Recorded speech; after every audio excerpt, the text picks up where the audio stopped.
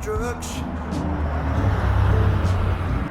I'm back to a place I left a long time ago.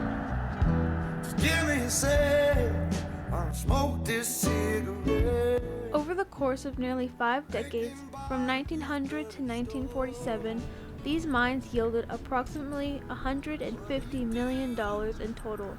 Notably, the years between 1910 and 1914 were particularly prosperous, generating an annual revenue exceeding $8 million.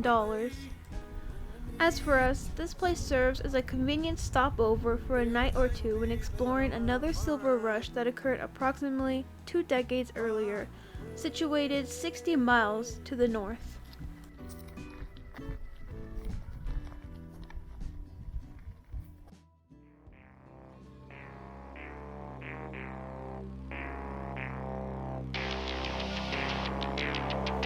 The Carson and Colorado Railroad began construction in 1880, starting in Mound House, Nevada, and eventually making its way to Keeler, California, to serve the mines of Cerro Gordo.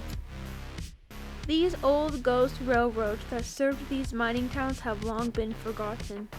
However, the railroads were instrumental in the prosperity of every mining boomtown.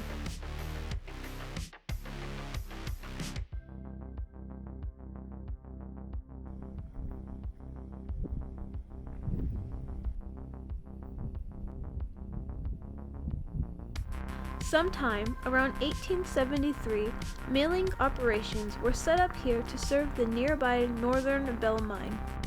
When the railroad reached the town in 1882, about 500 people called it home. The post office operated from 1874 to 1894, and again in 1915 to 1918, when the town had a short rival.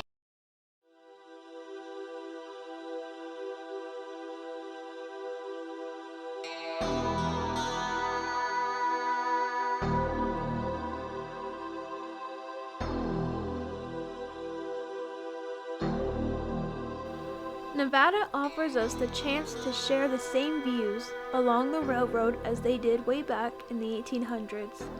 Not much has changed out here, or in many places throughout Nevada. If you mention Nevada to most people, Las Vegas comes to mind first. This is the Nevada we enjoy. Early on, water was such a scarce resource in this region, causing water to sell for nearly $5 a gallon. With the high cost of water, this part of the region was known as the place where the whiskey was cheaper than the water.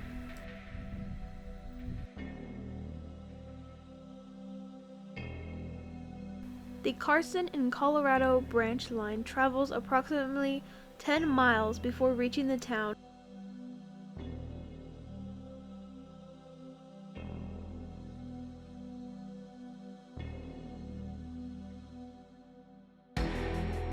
The railroad alleviated some of the cost with a steady shipment of water, and shortly after the railroad, a 27-mile pipeline from the White Mountains was completed, dropping the cost of water to pennies per gallon.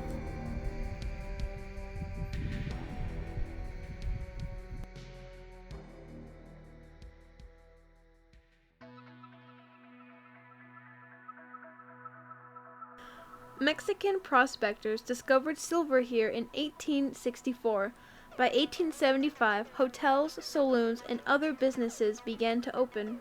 The railroad came to town in 1882. The post office opened in 1876, turning this mining camp into a proper boomtown. The population soared to about 1,500. One thing this town never did have was a church. Not many boom towns can say that.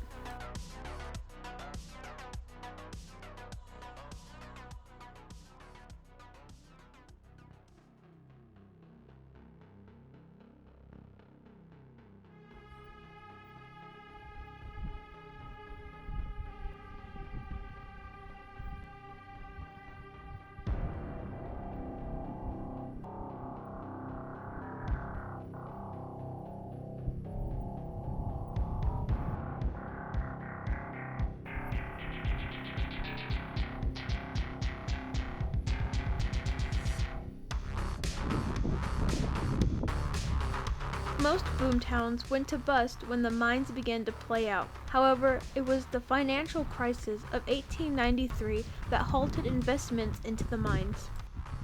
Without the proper funding, the mines struggled to survive. The town slowly began to fade and the post office closed in 1935.